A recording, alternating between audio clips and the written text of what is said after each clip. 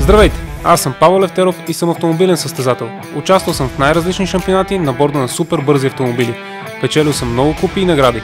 Освен автомобилите, не мога да прикрия и страстта си към камионите. Изпитвам удоволствие и на борда на F-Max заради мощния двигател, безшумната и широка кабина.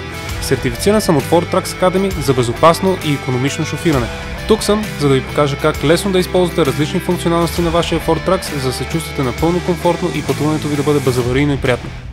Често ни питате каква е разликата между обикновения и адаптивния круиз контрол. С обикновения круиз контрол вие настройвате скоростта, която искате да поддържате по време на пътуването. Обикновения круиз контрол управлява газта и спирачката, за да поддържа избраната от вас скорост, докато не го изключите. Това може да стане чрез натискане на спирачката, ако трябва да намалите, и ако използвате бутона Cancel на волана. Интелигентният адаптивен круиз контрол с Stop and Go е подобрена функция за безопасност. Тя автоматично регулира скоростта на камиона, за да може да поддържа безопасна дистанция.